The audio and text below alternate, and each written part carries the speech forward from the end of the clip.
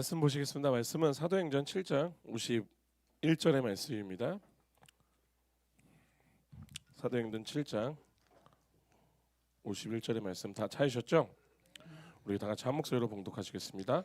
목이 곧고 마음과 귀에 할례를 받지 못한 사람들아, 너희도 너희 조상과 같이 항상 성령을 거스른도다. 아멘. 다 같이 기도하시겠습니다. 거룩하신 주님, 예수님의 이름으로 지금 이 시간 아버지의 말씀을 선포합니다. 거룩하신 주님, 과연 우리가 성령을 거스릴 수 있는지, 과연 우리가 성령을 이겨먹을 수 있는지 오늘 이 시간 깨닫게 하여 주시옵소서. 그리하여 주님, 오늘 우리가 오직 성령의 이 불가항력적 은혜만으로 살아났음을 깨닫게 하시고, 그렇게 더욱더 안전한 우리의 마음밭이 되게 하여 주시옵소서. 전하는 입술 너무나도 부족합니다. 주님, 혹여나 세상에서 하고 있는 그런 쓸데없는 소리하는 입술 되지 않게 하여 주시옵시고, 듣는 귀 또한 주님, 내가 듣고 싶어하는 말씀만 듣게 하지 마시고 오직 하나님의 말씀만 선포하고 듣게 하여 주시옵소서. 온전히 주님께 모든 것을 맡깁니다. 예수님의 이름으로 기도드립니다. 아멘. 자, 오늘 너무 날씨 좋죠? 자, 이렇게 또 좋은 날씨 좋은 봄날, 또 이른 아침부터 그리스도의 몸된 교회와 지체들을 섬겨주신 많은 우리 성도님들께 교회를 대표해서 감사의 말씀을 드립니다. 감사합니다. 자, 그리고 이 자리에 함께하신 우리 성도 여러분, 주님의 이름으로 환영하고 축복합니다. 아멘. 자, 우리 지금 지난 3주 동안 걸쳐서 우리 지금 우리의 정통 개혁주의, 이걸 또 다른 이야기로 하면 칼빈의 5대 교리라고 하는 이 거대한 산맥을 지금 넘고 있어요. 그렇게 처음에 우리는 인간은 영적으로 완전히 죽었다, 스스로 하나님을 찾을 능력이 없는 존재라, 그게 바로 전적 타락을 알았고요. 그럼에도 불구하고 하나님께서 창세전에 우리를 어떠한 조건이 아니라 오직 주권적인 기뻐하심으로써 우리를 택하셨다라는 무조건적 선택의 은혜를 깨달았습니다. 그리고 예수님 그리스도의 십자가에서 모든 인류가 아닌 바로 그 택하신 양들의 죄값을 완벽하게 지불하시고 구원을 성취하셨다는 제한적 속죄의 진리를 확인을 했어요.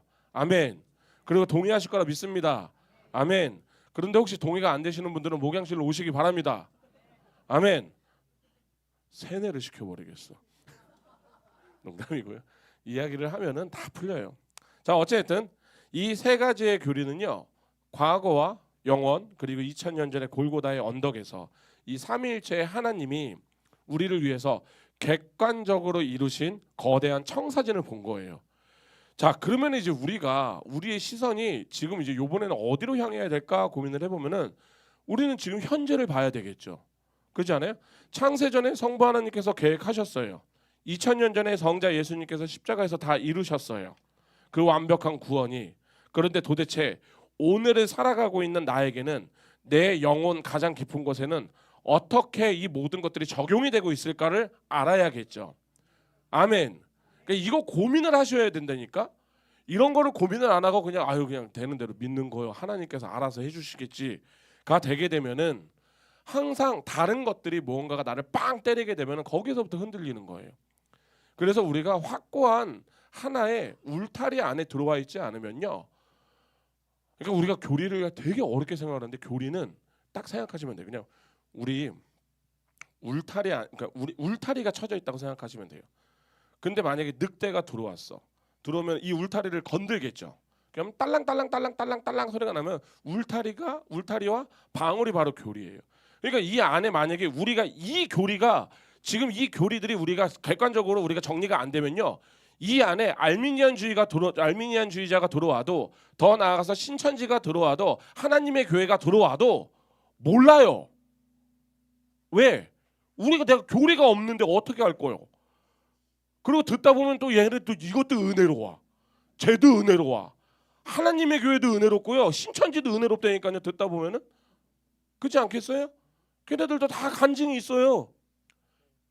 근데 뭐냐면 교리를 모르면요, 그게 다 은혜로운 거예요. 근데 교리를 알잖아요. 그때부터는 그게 다 부딪힘이 되는 거예요. 뭐다? 방울이 되는 거예요. 딸랑. 그래서 우리는 생각하겠죠, 이 사람이 나하고 다른 사람이구나. 그럼 우리가 할 수 있는 건 뭐예요? 그 사람을 세뇌를 시키거나 빼와서 세뇌를 시키거나 아니면은 죄송하지만 그러니까 하나님께서도 말씀하시는 거예요. 다른 복음이잖아요. 다른 복음. 만약에 사도 바울이 다른 복음도 뭐 그냥 괜찮은 복음이야라고 했었으면 저는 받아들였을 것 같아요. 그런데 사도 바울이 얘기했어요. 다른 복음은 절대 안 된다. 그럼 우리가 생각을 하셔야 되는 거예요. 그래서 진짜 정말로 이런 것들 제가 지금 우리 성도님들에게는 계속 객관적으로 이거를 어떻게 적용할 겁니까? 이거를 어떻게 살아낼 겁니까? 이거를 어떻게 알고 있습니까? 이런 질문을 합니까를 계속 물어보는 게 뭐냐면은 내가 계속 나에게 질문하지 않으면요. 계속 나에게 물어보지 않으면요. 내가 지금 뭘 믿고 있는지를 몰라요. 그건 굉장히 중요한 거예요. 자, 어찌됐든 그렇게 내가 처음 복음을 듣고 어휴, 우리 집사람이 왜 앞에 맨 앞에 있어? 그 사람 부담스럽게. 지금 깜짝 놀랐는데 지금 어휴. 저 죄송한데 뒤로 가시면 안 될까요? 자, 아닙니다. 어쨌든 은혜로서 자, 어쨌든 자, 어쨌든 여기 계신 분들 다 우리가 처음 복음을 듣고 내 고집 꺾고 두 손 들고 하나님 예수님을 나의 구주로 영접하던 그 신비로운 순간들이 다 있잖아요. 그죠?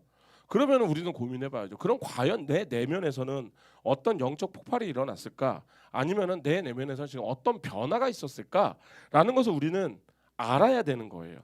그래서 오늘 우리가 이 질문에 대한 해답이 바로 뭐냐면은 오늘 우리가 살펴볼 네 번째 교리 불가항력적 은혜예요. 자, 먼저 이제 이런 우리가 예수님을 믿는 것은 우리의 탁월한 결단력 때문이죠. 우리가 남들보다 똑똑해서잖아요. 남들보다 우리가 더 좋은 걸 선택할 수 있었던 이유는 내가 스마트해서 그래요. 맞아요? 큰일 났네. 자, 우리 권사님은 또 이제 또 목양실로 올라오셔야 돼. 자, 어쨌든 아닌 거 다 알고 있고 아니에요. 다 아시잖아요. 이건 제가 이제 굳이 말씀을 안 드려도 아실 거예요. 우리가 예수님을 믿게 된 건요 나의 탁월한 결단력도 아니고요 나의 부드러운 성품 덕분이 아니에요. 이것은 뭐냐면은 성령님께서 진짜 정말로 내 안을 그냥 그 저번에 얘기죠. 똑똑똑 내가 너 밖에서 계속 문 좀 열어줘 이가 아니라 예수님이 야 미치겠네. 문 안 열어? 아이 나못 들어. 문 안 여냐고. 내가 들어간다. 발로 빵 차고 들어오신 거야. 그래서 복음을 거부하려던 나의 완악한 저항을 무너뜨리시고 나를 가장 영광스러운 사랑의 포로로 사로잡으신 이 은혜의 승리. 아멘. 그리고 오늘 이 시간은 우리가 알미니안주의가 이야기하고 있는 도대체 이 아무튼 그 항거할 수 있는 은혜 말도 안 되는 소리를 하고 있는데 어쨌든 그것이 얼마나 오류가 많은지 그리고 또 성경이 증언하고 있는 우리 성령의 압도적인 그 달콤한 은혜가 무엇인지를 한번 보려고 합니다. 자, 먼저 알미니안주의자들은요 이렇게 얘기합니다. 하나님께서 모든 사람을 구원하시기를 원하시며 복음이 선포될 때 성령께서 모든 사람의 마음을 감동시키시고 믿음으로 초청을 하신다라고 말합니다. 아멘. 여기까지 우리 동의해요. 여기 우리도 동의하는 거예요. 그런데 문제가 뭐냐면은 그들이 여기에서 구원의 뼈대를 흔드는 치명적인 주장을 하나를 더 덧붙여요. 그게 뭐냐면 이겁니다. 그러나 성령께서 아무리 은혜를 베푸시고 구원을 이끄시려고 해도 인간 자신이 자유의지를 발휘해서 내가 끝까지 고집을 피우거나 거부를 하면은 전능하신 그럼 전능이라는 말을 붙이질 말든가. 전능하신 성령님도 어쩔 수 없이 물러나야 한다라는 거예요. 그게 뭐냐면 그들이 믿는 은혜는요. 인간의 저항에 부딪혀 실패할 수 있는 항거가 가능한 은혜를 이야기를 해요. 그러니까 쉽게 말해서 이렇게 얘기하면 될 것 같아요. 알미니안주의가 얘기하는 구원은 이런 형식입니다. 누가 물에 빠져 죽어가건 사람이 있어요. 근데 하나님께서 안타까운 마음으로 근데 하나님이 던지시면 얼마나 잘 던지시겠어. 튜브를 딱 던졌더니 바로 그 앞에 똑 떨어진 거예요. 그러면 이제 그 사람이 있다 해서 그거 잡으면 되는데 죽으려는 그 물에 빠져 있는 사람이 난 당신의 도움 따위가 필요 없어요. 라고 손으로 튜브를 탁 걷어 차는 거야. 그럼 이제 하나님께서 어떻게 하실까?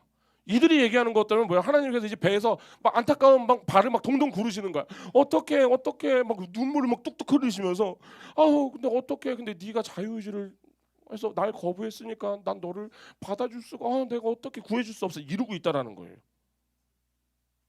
그러면 자 여기서 이제 그럼 이게 뜻하는 바가 뭐냐면은 자 그럼 제가 우리 성도님들에게 먼저 질문을 할게요. 우리의 구원의 최종적 결정권은 누구에게 있어요? 하나님에게 있죠. 아멘. 그런데 방금 이 상황이 되면은 구원의 최종적 결정권이 누구에게 있는 거예요? 거부권을 갖고 있는 인간이 갖고 있는 거죠. 그렇지 않아요? 그럼 그러면 창조주 하나님은요 우리에게 모든 주권을 줬다라는 소리예요. 우리에게 나의 구원의 주권을 내가 갖고 있다라는 소리가 되는 거예요. 그러니까 하나님은요 우리를 구원하시기 위해서 최선의 밥상을 다 차려 놓으셨어요. 그런데 우리가 들어가면서 그냥 한 번에 그냥 밥상 얻고 들어가면은 뭐가 된다? 하나님의 구원은 실패할 수 있다라는 거예요. 근데 이들이 자신들의 주장을 뒷받침하기 위해서 초대교회의 첫 순교자인 스데반 집사의 설교인 오늘 우리가 방금 읽은 사도행전 7장 51절을 들이밀어요. 제가 읽겠습니다.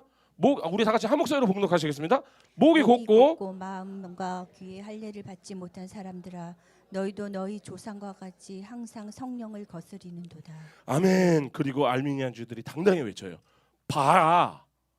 성경이 명백히 인간이 성령을 거스릴 수 있다라고 말하잖아. 그러니까 인간의 고집은 결국 성령의 은혜를 이길 수 있는 거야 라고 이야기를 하는 거예요. 근데 지금 말씀을 보니까 언뜻 들으면 맞잖아 또. 그렇지 않아요? 아니 언뜻 들으면 또 맞네 이게 또 그러네. 얘네들도 성령을 거슬렸네. 그러니까 그리고 우리가 실질적으로 전도를 해보면은 실질적으로 많은 사람들이 복음을 듣고 튕겨내고 성령을 거부하잖아요. 그렇지 않아요? 이런 사람 많잖아요. 그렇다면 이 인간의 고집이 하나님의 은혜를 이기는 것이 맞을까? 라고 우리가 고민을 해봐야 되는 거예요. 그런데 우리 정통 개혁주의는요. 그것을 어떻게 얘기하냐면 그들이 부르심에 대해서는 심각한 오해를 하고 있는 거예요. 그래서 우리가 첫 번째 알아야 되는 것은 뭐냐면 성경에서 나타난 성령의 부르심은요. 완전하게 두 가지 다른 차원의 두 가지 방식이 있음을 우리가 꼭 알고 있어야 돼요. 그게 바로 뭐냐면 첫 번째 우리가 조금 전에 함께 읽었던 우리 사도행전 7장에서 유대인들이 거스르고 있는 저항했던 성령의 역사 이것을 무슨 부르심이라고 얘기하냐면 외적 부르심이라고 얘기를 해요. 이게 바로 뭐냐면 이거예요. 우리가 길거리에서 전도지를 나누어 줄 때 혹은 제가 주일날 예배를 드리면서 막 제가 설교를 막 할 때 선포가 될 때 이 복음의 소리는 누구의 귀에나 똑같은 공기 중으로 울려 퍼지는 소리가 되죠. 그렇지 않아요? 유튜브로도 들을 수 있어요. 누구든 다 들을 수 있어요. 그렇게 성령님께서는요. 이 선포되는 말씀을 통해서 모든 사람의 양심을 찌르기도 하시고요. 죄를 깨닫기도 하시고 경고도 하세요. 그러니까 우리가 때로는 있잖아요. 우리가 하나도 믿지 않는 진짜 정말로 우리가 날것 예수님 한 번도 안 믿어본 사람 한 번도 이게 뭐 교회 한 번도 안 온 날것의 생자 아무튼 그분들이 교회를 데리고 왔어. 근데 그래서 앉아서 설교를 듣다 보면은 그분들도 그런 얘기 같이 가끔가다 하잖아요. 야, 그래도 니네 목사야, 나 똑부러지게 얘기한다잉. 막 이런 얘기 하잖아요. 와, 야, 니네 목사야 말은 잘하더라야. 막 그런 거. 니네 목사 그렇게는 살고 있냐? 막 이렇게 물어보긴 하지만 나는 그런 것 좀 안 물어봤으면 좋겠어. 나도 사람인데 나도 살려고 노력은 하지. 나도 노력을 하는데 근데 어찌됐든 그런 거 있잖아요. 그래 맞아. 야 니네 목사 그래도 야 말은 입은 바른 말은 하더라. 라고 얘기하잖아요. 그렇게 때로는 동의도 하잖아요. 그렇지 않아요? 그리고 그렇게 양심에 때로는 가책을 느껴서 고개도 끄덕끄덕 거리기도 한다니까요. 그러니까 이게 바로 뭐냐면요. 이것을 우리는요 성령의 일반적 역사 더 쉬운 말로 하면 우리가 일반 은총이라고 들어보셨죠. 이게 바로 일반 은총이에요. 그런데 전적으로 부패한 우리 인간의 본성은 하나님과 뭐가 되어 있다? 원수가 되어 있다. 이것이 전적 타락. 그죠? 궁금하시면은 전적 타락 설교를 다시 찾아서 들으세요. 이거 설명하고 오늘 못 끝내. 자 어쨌든 그럼 우리 본성은 뭐라고 했어요? 제가 했어요. 우리는 하나님만 보면 알레르기 반응이 일어난다고 했어요. 따라서 생명을 창조하는 성령의 내적 개입이 없이는 단지 이 외적인 소리만 귀에 들려질 때 우리 타락한 인간은요 100% 예외도 없이요 성령을 거스른다고요. 결국 그 복음을요 쓰레기통으로 던져 버린다라는 거예요. 장담해요. 왜? 그러니까 지금 이 예배의 자리에서 잠깐 우리가 동의가 될 수는 있어요. 그런데 이 동의가 결코 구원의 끝까지 이르는 믿음으로는 이어지지 않는다라는 거. 이게 정확하게 예수님이 마태복음 13장에서 말했어요. 마태복음 13장으로 넘어갈게요. 마태복음 13장 우리 씨 뿌리는 자의 비유 아시죠? 이거 갖고 어떤 분들은 마음이 좋아야지 뭐 막 얘기하시는데 이거는 정확하게 구원에 대한 이야기예요. 구원에 대한 이야기로 이해를 하고 다음 넥스트 열린 성경으로 가야 되는 거지. 처음부터 구원은 빠져 있는 상태에서 이거 갖고 마음이 어떻고 저쩌고 그런 얘기하면 안 돼요. 자, 어쨌든 마태복음 13장에서 정확하게 얘기를 하세요. 어떻게 얘기하시나? 길가, 돌밭, 가시떨기. 그게 19절에서 22절에서 정확하게 설명을 해준다니까요. 우리 19절 우리 한 목소리로 봉독하시겠습니다. 아무나 천국 말씀을 듣고 깨닫지 못할 때는 악한 자가 와서 그 마음에 뿌려진 것을 빼앗나니 이는 곧 길가에 뿌려진 자요. 아멘. 여기에서 지금 보세요. 길가에 뿌려진 자는요, 길가에 떨어진 자는요, 천국 말씀을 들어도 깨닫지도 못해요. 악한 자가 곧바로 뺏어간대요. 뭐다? 이 사람은 복음이 마음의 문턱도 못 넣었어요. 복음이 마음의 문턱도 못 넣었다고요. 그런데 돌밭은 어때요? 돌밭. 우리 돌밭은 뭐라고 해요? 20절 돌밭에 뿌려졌던 것은 말씀을 듣고 즉시 기쁨으로 받대. 아멘. 이게 뭐예요? 기쁨으로 받았다니까요. 주님께 동의가 됐어요. 그런데 그 속에는 뭐가 있다? 영적 뿌리가 없다라는 거예요. 영적 뿌리를 뭐라고 하냐면은 우리는 거듭남이라고 해요. 중생이 없다라는 거예요. 그러니까 말씀 때문에 너무나도 좋았어. 이게 말씀 듣고 야 니네 목사 야입 바른 소리는 잘하더라 야. 야 니네 목사 야 그래도 야 맞아 목사가 그래야지 막 이런 얘기가 동의가 다 됐어. 그런데 막상 교회 안에 들어와서 믿음 생활을 하고 있는데 말씀 때문에 막 이렇게 살다가 갑자기 환란이 와요. 박해가 일어나. 그럼 그때 당시에 이 사람들이 생각하는 게 뭐예요? 내가 생각했던 거하고는 다르네. 우리가 보통 예수 믿으면 복 받는다고 얘기했는데 이건 아닌 것 같아. 납득이 안 돼. 하면서 곧바로 넘어져서 교회를 떠나는 상황. 그죠? 이건 지금 그 얘기를 하는 거거든요. 그럼 가시떨기는 또 어때요? 말씀을 듣기는 했어요. 자, 우리가 가시떨기 어디 갔어?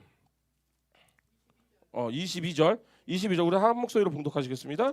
가시떨기에 뿌려졌다는 것은 말씀을 들으나 세상의 염려와 재물의 유혹에 말씀이 막혀 결실하지 못하는 자요. 아멘. 여기 보이시죠? 그럼 뭐예요? 이 사람 말씀은 듣고 있지만요. 세상의 염려와 재물, 유혹의 말씀에 꽉 잡혀 있다. 뭐다? 겉으로는 여기 나와 있다니까요. 그런데 이런 생각하는 거예요. 예배는 드리는데 내 머릿속에 온통 주식밖에 없어요. 그냥 계속 막대기만 올라갔다 내려갔다밖에 안 한다고요. 계속 내 머릿속에는 우리 집은 지금 얼마에 팔리고 있는 거야? 나는 지금 얼마에 뭘 사야 되는 거야? 그 소리밖에 없다라는 거예요. 그 예전에 우리 교회에서도 어떤 그 되게 유명하신 목사님 한 분 계세요. 그 옛날 집사 시절에 교회 갔다가 고무신 생각 나갖고 막 있어 아무튼. 무서운 양반이야 그분. 그렇다고 해도 뭐 그분은 이제 영적 열매가 있으니까 상관이 없고. 그런데 지금 이 사람들은 뭐다? 이 사람들은 결코 영적 생명의 열매를 맺을 수 있다 없다? 없다라는 거예요. 그러니까 사도행전의 이 유대인들이나 이 비유 속에 있는 밭들이 성령을 거스른 것은 뭐예요? 그들의 자유의지가 하나님의 은혜를 이길 만큼 대단해서가 아니라니까요. 뭐냐면은 이거는 뭐냐면은 영적으로 죽어있던 인간이 얼마나 처절하게 썩어 빠진 존재인지를 증명하는 전적 타락의 오히려 더 끔찍한 증거가 되는 거죠. 그렇지 않아요? 또 예수님이 직접 말씀하신 게 있죠. 우리 22장으로 넘어갈게요. 마태복음 22장. 22장 우리 혼인잔치 있잖아요. 이게 바로 진짜 외적 부르심이 무엇인지를 가장 완벽하게 보여주시는 말씀이 다 아시는 말씀이에요. 2절에서 4절 우리 한 목소리로 봉독하시겠습니다. 천국은 마치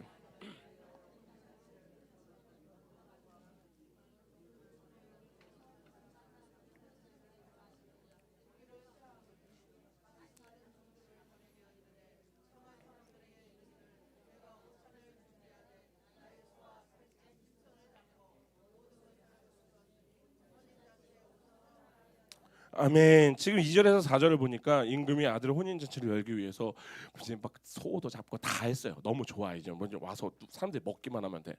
그래서 사람들을 이제 보내서 다 초청해 와라고 했어요. 야 잔치가 준비되었습니다. 다들 어서 들어오세요라고 했더니만 이게 뭐예요? 이게 바로 뭐냐면은 복음이 선포되는 외적 부르심이라니까요. 청함. 그런데 초청장 그러니까 뭐냐 외적 부르심을 받은 사람들의 반응이 어때요? 기뻐하며 달려왔어요? 아니죠. 5절에서 6절 보세요.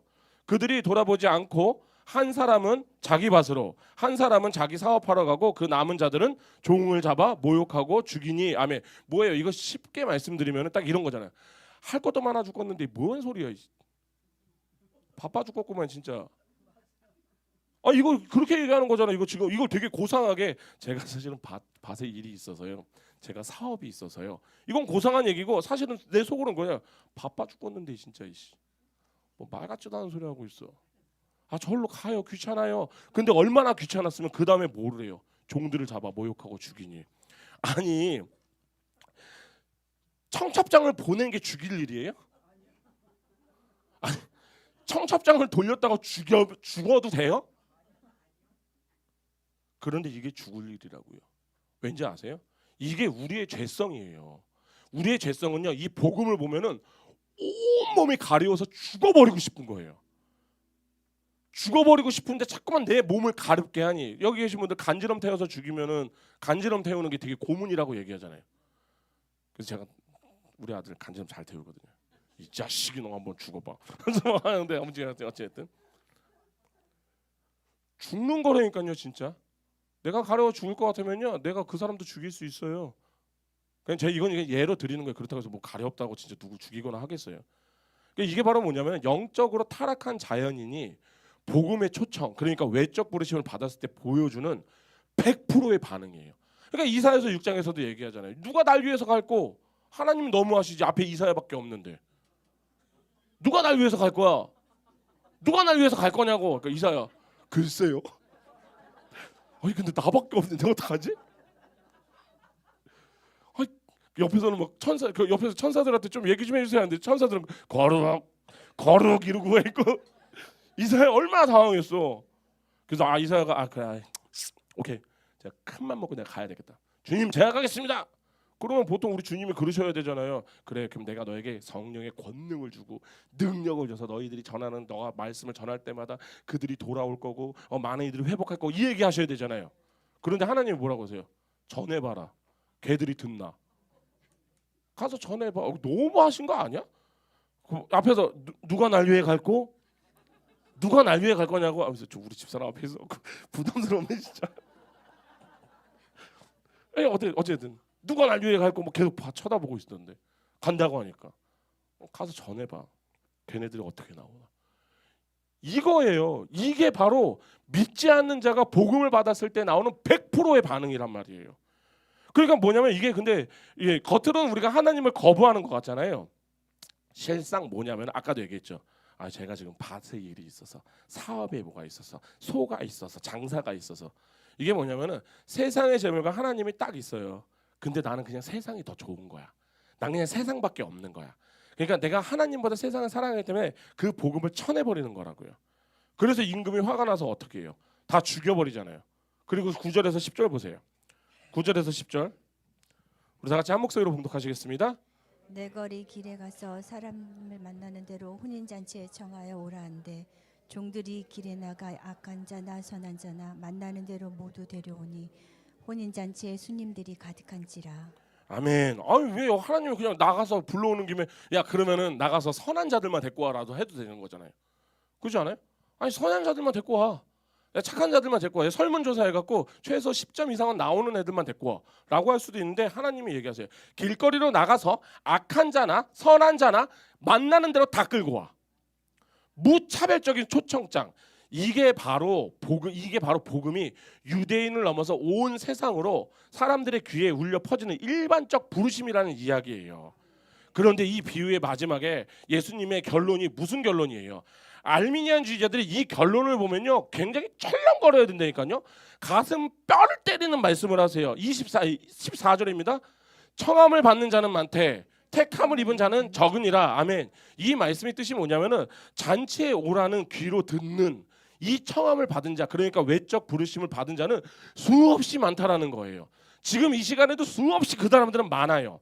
그런데 그 청함을 받았다고 해서 다 구원받는 게 아니라고요.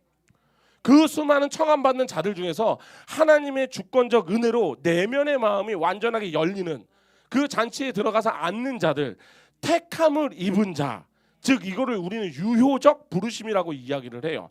내적 부르심이라고도 합니다. 그러니까 그런 자들이 아예 따로 구별되어 있다라고 명확하게 선포를 하시는 거죠. 아멘. 그러니까 귀에 들리는 외적 부르심만으로요, 그 어떤 훌륭한 인간도요 스스로 자기 밭과 소를 포기하고 십자가로 나올 수 있다 없다? 없다예요. 이거는 우리 인간의 처절한 절망이란 말이에요. 이게 바로 성경이 말하는 우리 인간의 한계예요. 제가 오죽해서 예전에 그런 말씀을 모태 신앙들, 못된 신앙들, 못하는 신앙들, 아주 하나님 보면은 이게 웃으면서 뒤로 가는 자들, 어릴 때부터 하나님 봤다고, 자기네들 믿었다고. 물론 그렇다고 해서 모태 신앙을 잘하시는 분들 계세요. 자, 근데 이제 우리가 여기서 하나는 제가 이제 이거는 꼭 말씀을 드려야 되는 게, 물론 복음을 거부하고 떠나가는 저 사람을 보면서 우리는 함부로 아유 저 사람은 선택받은 백성이 아니야, 쟤는 유기된 자야 라고 정죄하고 비판하면 될까요? 안 될까요? 안 되죠. 그러면 큰일 나는 거예요. 왜냐하면 하나님의 때라는 게 있어요. 바울이 그렇게 그리스도인들을 잡아 죽이러 다녔을 때 그리스도인들은 뭐라고 했을까요? 저런 사탄 같은 것들, 저 사탄의 하수인이라고 바울에게 그랬겠죠. 그렇지 않아요? 그런데 결국은 바울이 어떻게 돼요? 하나님의 시간표 안에서 때에 따라 부르셨죠. 그러니까 그들 또한도 하나님의 시간 안에서 아직 그 유효한 부르심의 때가 이르지 않아서 지금 스스로 본인이 가인인 줄 알고 살아가는 아벨들. 근데 실제로 이 인간들은 보면은 하나님께서 창세전에 택하여서 숨겨두신 아벨일 수도 있다라는 거예요. 그래서 우리는 그런 사람들을 보면은 아유 정죄하기보다는 주님 빨리 만나주세요. 저 사람 빨리 만나주세요. 물론 주님이 주님의 뜻 가운데 때에 따라서 만나주시긴 하겠지만 주님 우리가 할 수 있는 기도는 그럼에도 불구하고 오늘이라도 만나주세요. 그거는 이제 우리가 해야 되는 기도예요. 그러니까 여기 계신 분들 다 가인처럼 살았잖아요. 가인이었죠. 가인이었죠는 안 되지. 가인처럼 살았죠. 그런데 어느 날 문득 원래 정신 차려보니 어머 내가 아벨이었네. 어머 내가 염소가 아니고 내가 양이었네. 난 염소처럼 독고다이로 살아왔는데 그런데 어느 날 보니까 내 주인의 목소리가 들렸고 그렇게 모였네. 어디로? 주사랑교회로. 어디로? 하나님께서 만들어 놓은 이 땅 가운데 진짜 하나님의 백성들을 모아놓은 하나님의 교회 것들아 내가 어떻게든 해야지. 내가 진짜 하나님의 진짜 교회들 부르셨다라는 거예요. 아멘. 그런데 여기서 중요한 것은 이것입니다. 단지 귀에 들리는 외적 부르심만으로는 그 누구도 자신의 자유의지를 발휘해서 십자가 앞으로 나올 수 없다라는 절망의 사실이에요. 아멘. 그런데 하나님께서 창세전에 자기 백성들을 택하시고 부르실 때 허공에 흩어지는 이 외적 부르심에서 결코 만족하지 않는다겠죠. 멈춰지지 않으세요. 복음이 귀에 들려지는 바로 그 순간에 성령님의 택한 영혼들의 가장 깊은 곳까지 뚫고 들어오는 영원한 생명을 창조해내는 유효적 부르심, 이걸 신학적 용어로는 내적 부르심을 바라세요. 이게 바로 불가항력 은혜예요. 저는 이게 제가 예전에 이렇게 설명을 드린 적이 있는데 우리가 택함 받은 자들 안에는요 사실은 하나님께서 창세전에 우리 안에 다 그 프로그래밍을 해놓은 칩이 하나씩 다 있어요. 다 있는 거예요. 근데 인간이 타락함과 동시에 이 칩에 공급되던 전기가 다 끊긴 거야. 단절이 된 거야. 까맣게 죽어버린 상태가 된 거예요. 그런데 어느 날 십자가의 복음이 선포될 때 갑자기 그 유효적 부르심, 내적 부르심이라는 전기가 갑자기 통하게 된 거예요. 그래서 갑자기 내 안에 있는 그 프로그램에 있는 칩이 갑자기 지직 하면서 살아난 거야 다시.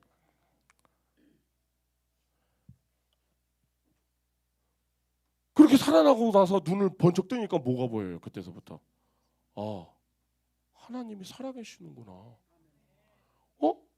내가 그리스도인이었구나. 이게 바로 영적 자각이라고 하거든요. 영적 자각이 폭발하듯이 일어나는 기적이 일어나요. 이게 바로 유효적 부르심이라고요. 그러니까 이것을 우리가 나사로의 무덤에서 앞을 생각해 보세요. 무덤 앞에 서서요 아무리 예수님이 아무리 좋은 설교를 그렇게 많이 하신 다음에 누구든지 살고 싶은 사람들은 여러분들의 자유의지를 발휘해서 이 무덤 밖으로 나오십시오라고 외치면은 이거는 외적 부르심이에요. 그런데 그 결과는 어때요? 아무도 일어나지 않겠죠. 왜? 그들은 다 시체니까 그 부르심에 반응할 능력이 아예 없기 때문에 100% 거부할 수밖에 없다라는 거예요. 왜? 시체니까 시체. 그런데 예수님께서 정확하게 창세 전에 택한 자기 백성들을 향해서 외치는 거예요. 나사로야, 일어나라. 아멘. 그러니까 생명의 능력이 동반되어서 명하실 때, 그러니까 이 내적 부르심이 완전 다른 거죠. 정전되어서 죽었던 전기 있잖아요. 제가 예전에 이제 그 케냐 있을 때 되게 깜짝 놀랐던 적이 있는데, 거기 케냐는 전기가 맨날 지네 멋대로 나갔다 돌았다. 커피를 먹으려고 이제 딱 커피 포트를 딱 켜놨어. 전기가 빵 나갔어. 아이 어떻게 하고 있다가 다른 일을 하고 있다가, 근데 그날따라 저 혼자 있었거든요, 집에. 다들 이제 나 오늘 실내에 와서 쉬고 있는데, 이제 방 안에서 이렇게 있는데 갑자기 전기가 딱 들어왔어. 아, 전기가 들어왔구나. 근데 갑자기 주방에서 버글버글 막 끓는 거예요. 너무 깜짝 놀래갖고 몽둥이 들고 이제 드디어 우리 집에도 강도가 또 들어오는구나 하면서 이제 막 나갔죠. 그러니까 알고 보니까 전기가 나가기 전에 커피포트가 다시 끓는 것처럼, 그죠? 죽어서 썩어버렸던, 전기가 끊어져서 죽어서 썩어났던 나사로의 핏줄에 영원한 생명에 전기가 다시 꽂히게 되니 맥박이 뛰는 거하고 똑같다라는 거예요. 아멘. 그러니까 방금 전에 무능력한 시체였죠, 나사로는. 그런데 그가 감히 그 생명의 창조주가 부르는데 저항할 수 있겠어요, 없겠어요? 나사로가 무덤을 박차고 나와야 되는 이유는 저는 이거 하나만이라도 충분하다고 생각하거든요. 왜냐하면은 이것을 저항한다면은 신이라는 존재가 그렇게 나약을 해요. 저는 이걸 그냥 다른 거 다 생각하지 말고 신이 자기가 만든 피조물을 컨트롤을 못할 것 같아요. 그게 무슨 신이야? 나도 임나이를 컨트롤하는데, 나도 내 새끼를 컨트롤하는데. 물론 얘가 말을 안 듣기 시작하긴 하면 맞았어요. 그래서 예수님이 요한복음 6장 37절에서, 우리 요한복음 6장 37절로 넘어갈게요. 이 유효적 부르심에 대한 절대적 승리를 이렇게 선포하십니다. 요한복음 6장 37절입니다.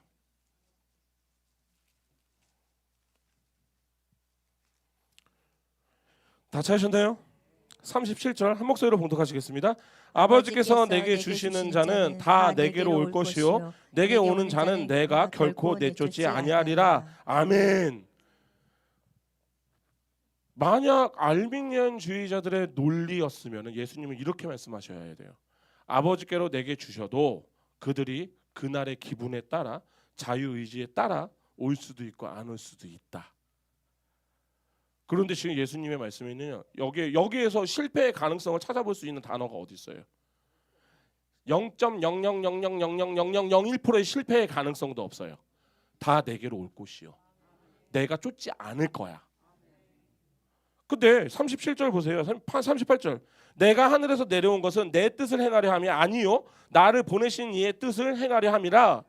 나를 보내신 이의 뜻은 내게 주신 자 중에 내가 하나도 잃어버리지 아니하고 마지막 날에 다시 살리는 이것이니라. 아멘. 그것도 심지어는 예수님 뜻이 아니래요. 우리 아버지 뜻이래요. 근데 우리가 여기서 하나 생각을 해야 돼요. 왜 많은 사람들이 이 불가항력적 은혜를 왜 이렇게 많이 오해를 할까? 그건 아마도 우리 인간의 죄성 때문에 그럴 거예요. 왜? 우리 인간 너무나도 무능력해 보이지 않아요? 우리는 선악과를 먹으면서 내가 하나님과 똑같은 위치에 올라갔다고 생각하잖아요. 물론 하나님은 절대 그렇게 생각 안 하세요. 우리는 그렇게 생각하죠. 왜? 내가 이제 선과 악을 구별을 하기 시작했잖아. 물론 우리는 하나님의 뜻대로 하나님은 절대 선이시기 때문에, 하나님이 선이라고 하는 거는 제가 만약에 제가 지금 걸어 나가다가 차에 치여 죽어도요, 하나님이 선이라고 하면 그건 선이에요. 저는 거기서 아멘 그거 해야 되는 거예요. 그게 선이라니까요. 그런데 우리가 지금 생각하는, 우리는 근데 보통 그러죠. 주님 그건 아니지 않아요? 그래도 나름대로 제가 주의 일을 한다고 내가 이렇게도 하고 저렇게도 하고 했는데 주님 절 이렇게 데려가시면 어떻게 해요? 우리는 아마 그러겠죠. 그게 바로 뭐냐면은 내가 이미 하나님과 똑같은 위치에 서 있다라는 거예요. 내가 선악을 내 수준에서 다 구별할 수 있다라는 거예요. 그런데 그렇게 생각하는 놈에게 불가항력적 은혜 뭐예요? 대항할 수 없다고 하니 미치고 환장 팔딱 뛰겠죠. 네가 뭔데? 당신이 뭔데? 당신이나 나나 이제 똑같은데. 그런데 이게 뭐냐면은 이 불가항력적 은혜를요, 우리 인간이 아무런 반항도 안 하고 가만히 있는 것으로 생각해서 문제인 거예요. 우리 인간의 죄된 본성은요, 우리는 본성적으로 온 힘을 다해서 하나님을 지독하게 거스르죠. 저항하죠. 여기 계신 뭐 아니에요? 나만 그랬나? 여기 계신 분들 다 지독하게 저항했어요. 다 지독하게 하나님을 거슬렀다고요. 근데 어떻게 돼? 결국 무릎을 꿇었다 안 꿇었다? 꿇었다. 뭐다? 결국에는요, 성령의 전능하신 은혜가 결국 인간의 그 완악한 저항의 방패 있잖아요. 그거 산산히 부셔버렸다고요. 그리고 압도적으로 완벽하게 승리하셨다고요. 이거는 사실은 이 불가항력적 은혜는요, 가장 우리에게 영광스러운 선포가 되어야 돼요. 자, 이렇게 생각해 보세요. 아까도 제가 말씀을 드렸지만 물에 빠져서 죽어가는 사람이 있어요. 살리려고 던져진 구원의 튜브가 있어요. 근데 두려움과 자기의 고집 때문에 나는 내가 이거 나 혼자서 나갈 수 있어. 막 이 지랄, 이건 지랄이야. 이 지랄을 하고 있어. 막 거부를 하고 있어. 그런데 여기에서 우리 하나님이 배 위에서 발만 동동 구르면서 네가 거부하니까 어쩔 수 없구나라고 하면 안타까워 하실 만한 분이신가요? 아니죠. 왜? 생각을 해보세요. 이제 우리가 여기서 생각의 전환이 필요해요. 물에 빠져 죽는 사람이 생판 모르는 양반이 아니에요. 내 새끼면, 내 아들이면, 내 딸이면. 성경에서는 분명히 우리를 아들의 피값으로 사셨다고 말했어요. 그래서 우리를 하나님의 양자가 되었다고 얘기했어요. 우리가 장자의 가문이라고 얘기했어요. 아멘. 그러면 우리가 이제 어떻게 돼요? 하나님을 뭐라고 불러요? 아빠, 아버지라 부르잖아요. 그러면 지금 고로 물에 빠진 유기된 자들이 아니라니까요. 물에 빠진 자들은 이제 내 새끼예요, 내 새끼. 그럼 진짜 아버지가 내 새끼가 죽어가면 어떻게 할 것 같아요? 아니, 제 아들 나이가 8살밖에 안 됐는데 우리 나이한테 나이가 물에 빠져서 허우적거리고 있어. 제가 물을 야 나이를 잡아 했더니만 나이가 싫어. 요즘에 나이가 입에서 이거 싫은데 이러고 있어. 와, 미쳐버리겠어. 그거 할 때만 저거 진짜 어떡하지? 싫은데 싫어 막 이러고 있어 계속. 그러면 제가 그때 그 위에서 나 어떻게 우리 아들 8살밖에 안 된 나이가 튜브를 쳐냈네. 그래, 나는 근데 너의 자유의지를 존중해. 어쩔 수 없지. 어떡해. 그러고 죽어. 이러고 있을 사람이 어디 있어요? 이러겠죠. 저게 미쳤나? 그리고 내가 뛰어들겠죠. 그리고 걔를 귓방맹이를 한 대를 때려서 기절을 시키든 뭐 머리끄댕이 끄집어 잡든 맺히든 뒤집어 엎치든 끌고 나오겠죠. 꼭 살려내겠죠. 왜? 내가 나엘의 아버지잖아요. 하나님이 우리 아빠 아버지라면서요. 내 자식 죽어내는 거 살려내는 게 당연한 거 아니에요? 아니, 이거는 뭐 교리적인 거 다 떠나서 우리 인간도 살려내요. 근데 하나님이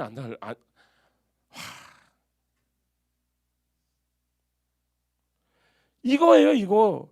여기 계신 분들 있잖아요. 이게 바로 아들의 피로 사신 자녀가 멸망으로 달려가는 것을 결코 하나님이 두고 볼 수가 없는 거예요. 제가 그래서 예전에 이런 표현 한번 드렸죠. 만약에 제가 우리 나엘이가 죽어서 5명을 살렸어요. 5명을 살려고 우리 나엘이가 죽었다고 치자고요. 그럼 나엘이가 5명을 살렸으면 전 그 5명 살려낸 애들을 보면서 제가 무슨 생각할 것 같아요? 쟤네들이 우리 나엘이의 꿈을 이루어줬으면 좋겠죠. 나엘이의 꿈이 KTX 기관사예요. 그럼 최소한 5명이 KTX 기관사가 되길 원하겠죠. 그렇지 않아요? 그런데 그들이 만약에 너무 어려운 환경에 있어. 그럼 제가 어떻게 할 것 같아요? 어떻게 해서든지 뒤에서 모르게라도 도와주겠죠. 계속 지원해 주겠죠. 왜? 내 새끼의 심장이 저기서 뛰고 있는데, 내 새끼의 콩팥이 저기에서 거르고 있는데, 내 새끼의 폐가 저기서 숨을 쉬고 있는데.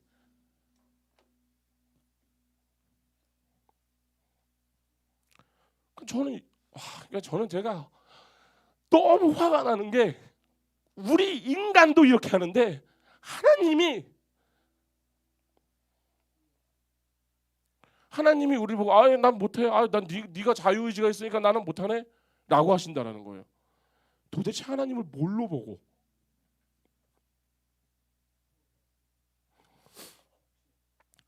내 새끼를 살려내기 위해서는요, 우리의 뺨을 쳐서라도 건져내요. 포기 안 하신다고요. 이게 바로 불가항력적 은혜예요.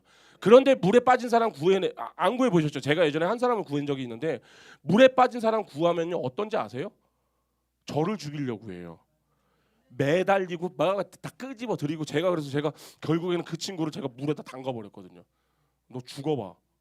그리고 걔가 살려줘. 가만히 있어. 제가 끌고 나온 적이 있고. 제가 지금은 수영을 잘 못하는데, 지금 이제 살이 쪄갖고 하는데, 예전에 제가 물돼지였어요. 물돼지. 그래서 예전에 우리 여기 세영 집사님도 아실걸요. 우리 청년부 때 우리 수련회 갔다가 5명이서 저를 물을 먹인다고 달려들었다가, 제가 그 5명인가 3명인가를 메고 제가 수영을 하고 다녔어요. 이것들 봐라 해갖고 제가 깊은 데 가서 다 받아주고. 그런데 그렇게 수영을 제가 잘했던, 전 생존형 수영, 제가 멋있는 수영 아니고 생존형, 머리에 무스 바르고도 바다에 수영했는데 머리에 무스가 안 젖는 생존형 그런 거.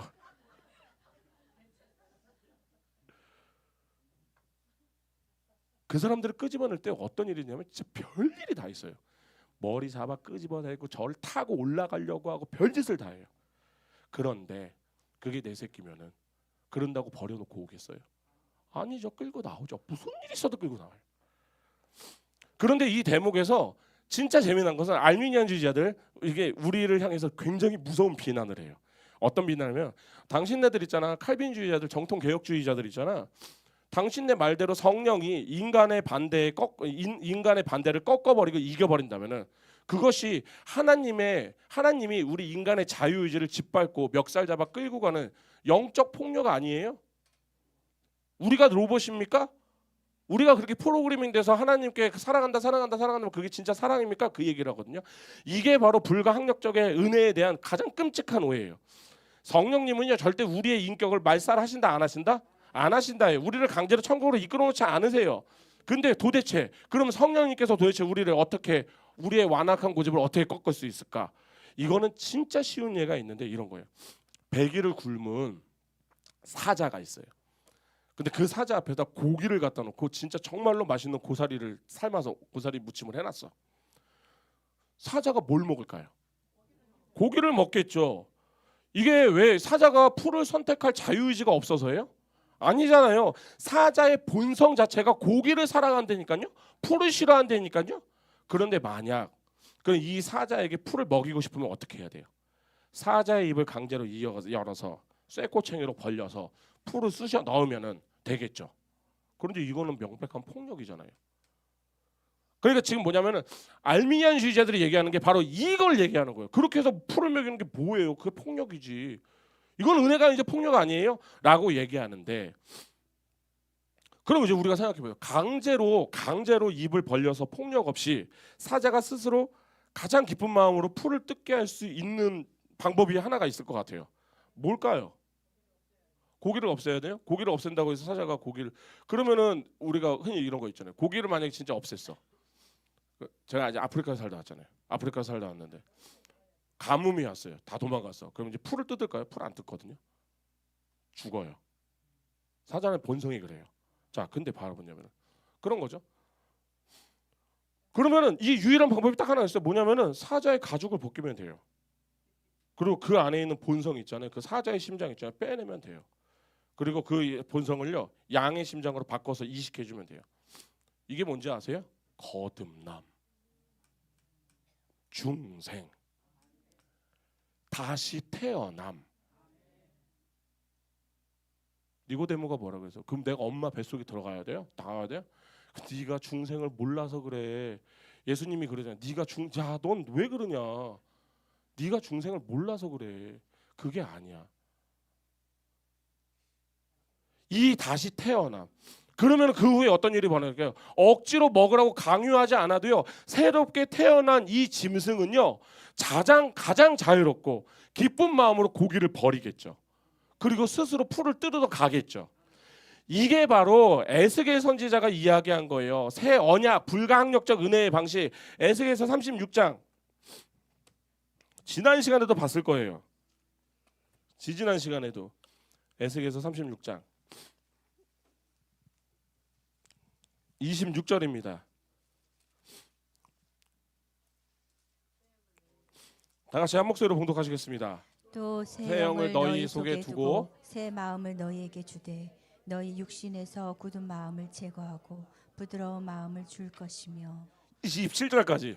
또 내 영을 너희 속에 두어 너희로 내 율례를 행하게 하리니 너희가 내 규례를 지켜 행할지라. 아멘. 지금 얘기하세요. 제가 지난번에도 몇 번이나 말씀드렸죠. 여기서 우리가 한 게 뭐예요? 우린 받은 거밖에 없다니까요. 새 영을 너희 속에 두겠대요. 누가? 하나님이. 새 마음을 너희에게 주겠대요. 누가? 하나님이. 너희 육신의 굳은 마음을요 제거하시겠대요. 누가? 하나님이. 그리고 뭘 준대요? 부드러운 마음 준대요. 누가? 하나님이. 내 영에 너희 속에 내가 내 영을 둘 거래요. 누가? 여기 계신 분들 뭐 했어요? 받기밖에 안 했잖아요. 우리 받기밖에 안 했다니까요. 그러니까 이게 뭐냐면요. 우리는요. 제가 이제 지난달에 이제 제가 수술을 했잖아요. 그냥 우리가 한 건 딱 그거예요. 자, 숨 크게 들이마시세요. 눈 뜨니까 저희 집사람 옆에 있더라고. 뭐야?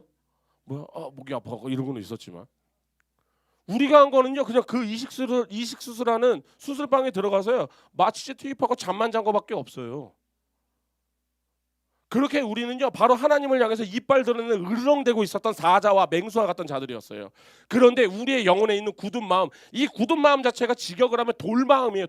돌같이 딱딱한 그 마음, 하나님이 그러니까 죄의 고기를 너무나도 사랑하던, 죄의 고기를 너무나도 사랑하고 십자가의 복음을 철저하게 미워했던 우리에게, 근데 성령 하나님께서 지금 내 영혼의 수술실을 여시고요. 어떻게 하셨다?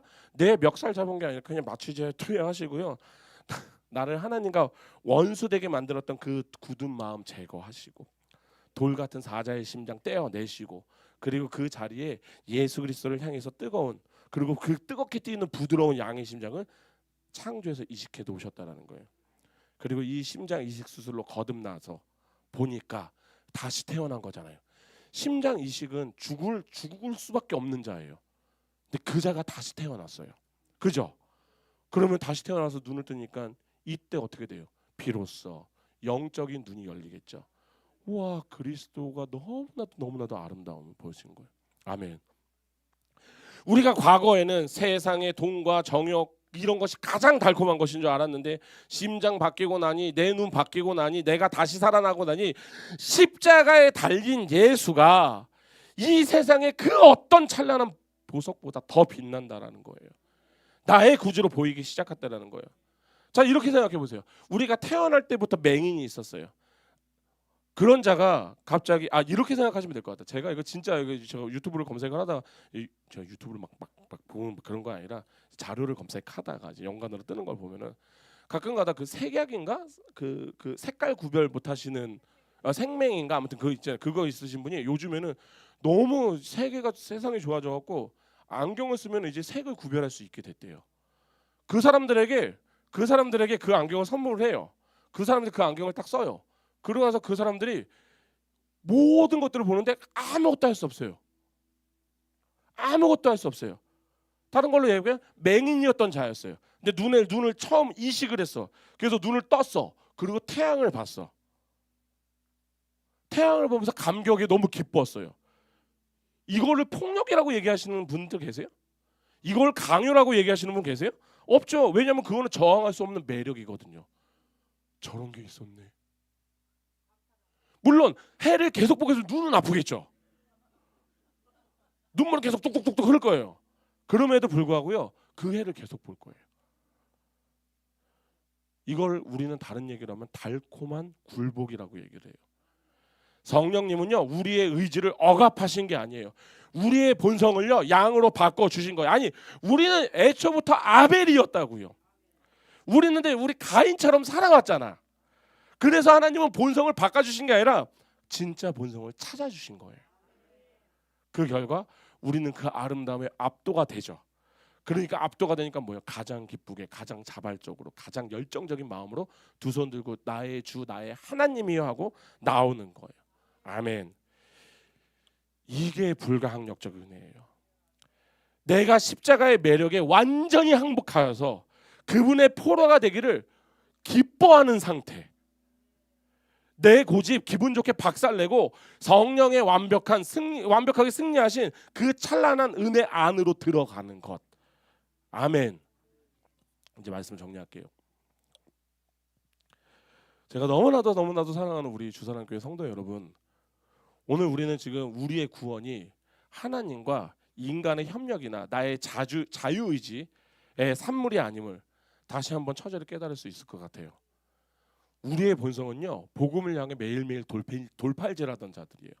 목을 꼿꼿이 세우고요, 끝까지 하나님을 밀어내려던 자였어요. 그런데 그 지독한 나의 거부보다, 나의 반역보다 나를 향하신 하나님의 사랑이, 성령님의 은혜가 훨씬 더 크고 강력했다고요. 내가 하나님을 선택한 게 아니에요. 하나님의 은혜가 나의 완악함을 이기고 나를 굴복시키신 거예요. 아멘. 그리고 사실 이 은혜, 이 자리에 계신 영상으로 예배를 드리시는 모든 분들 다 경험하셨잖아요. 우리 다 가인처럼 살았잖아요. 처음부터 예수님 믿으신 분 계세요? 있으시면 부러워요. 저도 그러고 싶었는데 저도 못 그랬거든요. 우리 보통 다 예수님 다 싫어했잖아요. 그런데 어느 날 갑자기 예수님 믿어졌어요. 그래서 우리 이 자리에 있어요. 우리 그렇게 굴복 당했다니까요. 그렇게 우리 아름다움에 눈이 멀었다니까요. 그게 우리예요. 그러면 이 불가항력적 은혜를 맛본 우리는 이 땅 가운데서 어떻게 살아야 될까요? 첫 번째는 그겁니다. 십자가 앞에서요, 단 한 조각도 나의 의를 주장하지 마세요. 철저하게 엎드리세요. 우리 종종 이런 생각하거든요. 진짜 저도 그런데 그래도 내가 남들보다 마음이 부드러워서, 내가 영적으로 좀 더 관심이 있는 것 같아서, 내가 그래서 복음을 받아들인 거야. 아니요, 절대 아니에요. 우리 모두 다 돌덩이였다고요. 내 마음 열린 것은요, 성령님께서 내 굳은 마음을 박살내셔서 그런 거예요. 내가 잘나서가 아니에요. 그래서 구원의 시작부터 끝까지요, 내 공로는요 단 0.000000001%도 있다 없다예요. 오직 압도적인 은혜의 찬양, 오직 죽은 자를 살리신 그 십자가의 은혜만을 평생토록 자랑하며 깊은 겸손의 자리로 우리는 나아가야 되는 거예요. 아멘. 두 번째는 이겁니다. 우리 불신 가족들 있잖아요. 이웃의 구원 있잖아요. 그것을 위해서 결코 포기하지 마세요. 우리가 전도하면서 가장 좌절하는 시간이 언제일까요? 바로 내가 사랑하는 남편, 혹 내 뱃속으로 나온 내 자녀들 복음 앞에서 돌덩이처럼 차갑게 반응할 때 아니에요? 그렇잖아요. 근데 제가 오늘 참 재미난 사실을, 이거 말씀 준비하다 재미난 사실을 발견했어요. 그렇게 저하고 얘기하면 왼수바가지 같은 남편이 그냥 다 왼수바가지래, 왼수바가지. 그렇게 좋지는 않은가 봐. 그런데 기도 제목을 올리는 거 보면 다 내 남편의 구원이야. 그래서 내가 뭐야 이거, 그렇게 또 왜 그렇게까지 왼수는 아닌가 봐 막 이러면서.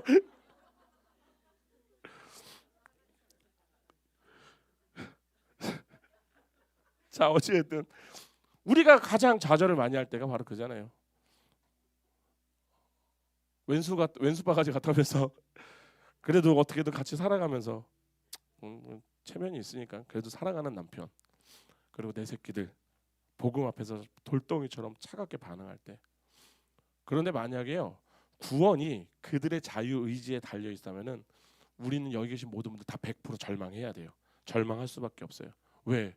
저 단단한 고집을 누가 꺾어? 그렇지 않아요? 저걸 내가 내 힘으로 절대 꺾을 수 없어. 그런데 우리의 소망은 뭐다? 불가항력적 은혜에 있어요. 인간은요, 인간의 그 어떤 단단한 고집도, 사탄의 그 어떠한 강력한 쇠사슬도 성령의 전능하신 은혜 앞에서는 추수 때 그냥 쑥 베면 쑥 없어지잖아요. 그냥 한 번씩 쑥쑥 베고 나가면 그냥 그거밖에 안 되는 거예요. 하나님이 작정을 하시면요, 내 남편의 그 완고한 그 돌덩이 같은 마음 있죠? 한순간에 부서져요. 그래서 이번에 이제 신방 다니면서 저를 이제 오래 보셨던 분들이 계시잖아요. 신기하대요. 저보면 신기하대요. 저기 어떻게 저기 있나.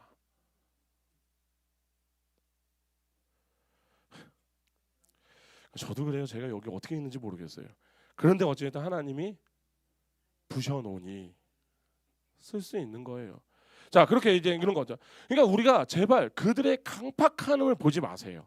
아니 오히려 저는 거기에서 우리는 기대를 해야 돼요. 나를 무너뜨리는 하나님이에요. 여기 계신 분들 한 사람 한 사람을 다 무너뜨리는 하나님이에요.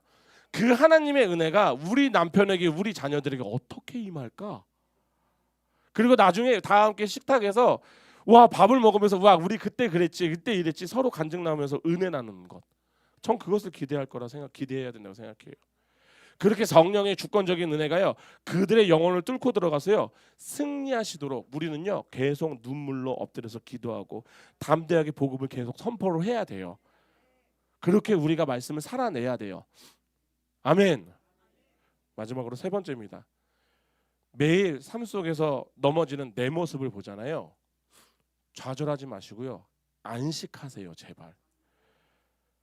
우리가 예수님을 믿고 나서도 때로니 뭐예요? 여전히 우리 죄에서 넘어지잖아요. 불순종하잖아요. 그렇게 우리 성령을 근심하게 할 때가 있어요, 없어요? 있잖아요. 근데 그때 사탄이 우리에게 하는 게 뭐예요? 네가 그러고도 구원받을 자냐? 네가 그러고도 목사냐? 네가 그러고도 권사냐? 네가 그러고도 집사야? 그건 사탄의 참소. 그런데 우리가 구원받을 때를 생각을 해보세요. 사실 내가 구원을 받을 때도요 우리의 반역은요 극을 달하고 있었어요. 그렇지 않아요? 여기 계신 분들 마치 내가 온순하게 되게 하나님 잘 믿었다고 포장하지 마세요. 우리 하나님 그렇게 믿어본 적 없어요.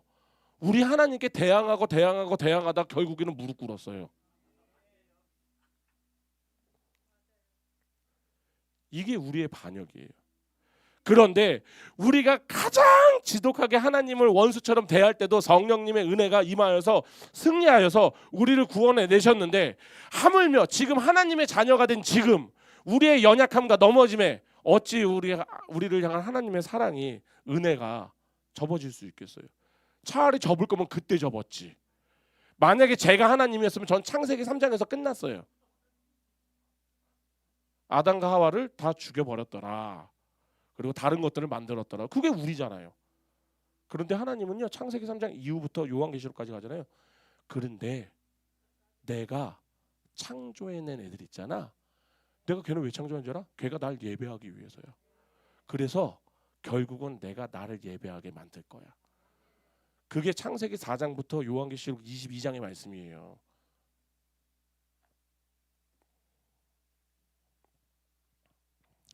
그렇게 나를 처음 굴복시킨 그 전등하고 달콤한 은혜가요 지금도 내 안에서 죄를 이기게 하시고 나를 거룩함으로 견인하고 다시 마침내 영광으로 이르게 할 것입니다.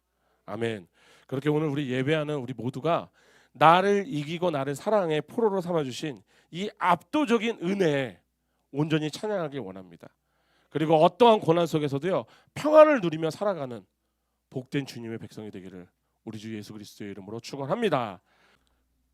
거룩하신 하나님 아버지, 오늘 선포된 진리의 말씀이 우리의 심령 깊이 박히게 하여 주시니 감사를 드립니다. 예수님의 이름으로 아버지 간절히 기도드립니다. 우리가 하나님을 선택한 것이 아니라 하나님의 불가항력적 은혜가 우리의 완악함을 이기시고 우리를 굴복시키셨음을 믿음으로 고백합니다.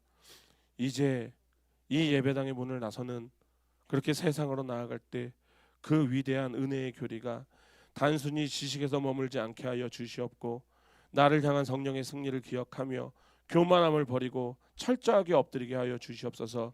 그렇게 불신의 가족의 구원을 포기하지 않고 눈물로 무릎 꿇고 그들을 위하여서 기도하게 하여 주시옵소서. 넘어짐 속에서도 견인하시는 주님의 은혜를 의지하고 참된 안식과 평화를 누리게 하여 주시옵소서. 이 모든 것을 이루실 거룩하신 예수 그리스도의 이름으로 간절히 기도드립니다. 아멘.